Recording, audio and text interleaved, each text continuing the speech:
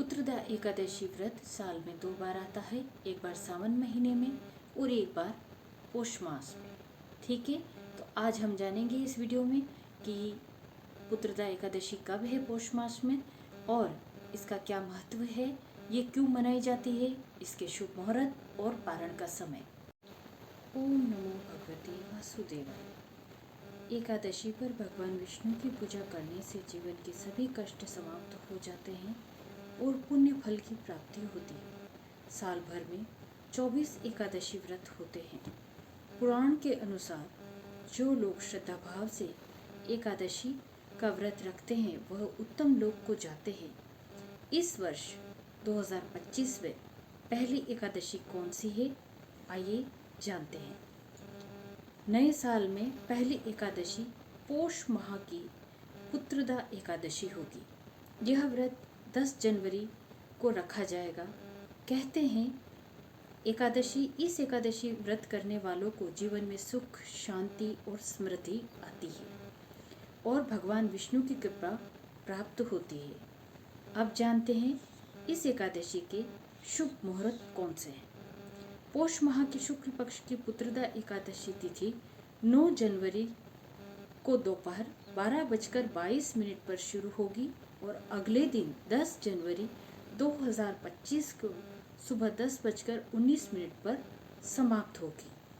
पूजा का शुभ मुहूर्त है सुबह 8:34 से लेकर सुबह 11:10 तक।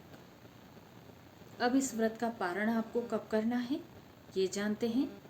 पौष पुत्रदा एकादशी का व्रत पारण 11 जनवरी को सुबह 10:15 से सुबह 8:21 के बीच किया जाएगा।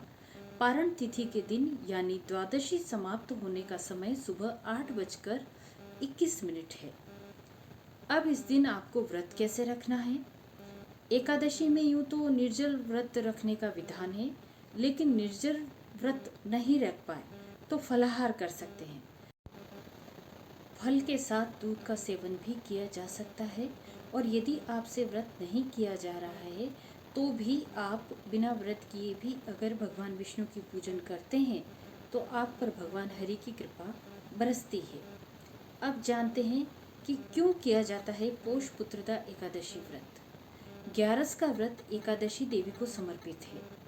एकादशी देवी का प्राकट्य भी एकादशी तिथि को हुआ है, इसलिए भगवान विष्णु ने इनका नाम भी एकादशी रखा है और इन्हें वरदान दिया है कि जो भी एकादशी तिथि को व्रत रखेगा और एकादशी के साथ भगवान विष्णु की पूजा करेगा वह पाप मुक्त होकर उत्तम लोक को प्राप्त होगा। पौष पुत्रदा एकादशी का व्रत संतान प्राप्ति और बच्चों की खुशहाली के लिए किया जाता है। यदि किसी के संतान नहीं है और वह पुत्र की कामना रखता है तो उसे पुत्रदा एकादशी का व्रत अवश्य करना चाहिए। भगवान विष्णु की पूजन अवश्य करनी चाहिए और भगवान विष्णु को तुलसी दल अवश्य अर्पित करना चाहिए। ठीक है, आप इस प्रकार से भगवान विष्णु की पूजा कीजिए और पुत्रदा एकादशी का व्रत ज़रूर कीजिए।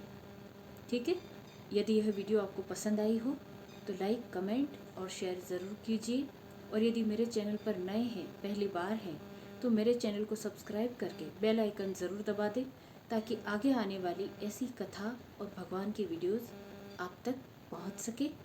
आप सभी पर भगवान हरि की कृपा बनी रहे। ओम नमो नारायण। ओम नमो भगवते वासुदेवाय। जय श्री कृष्ण।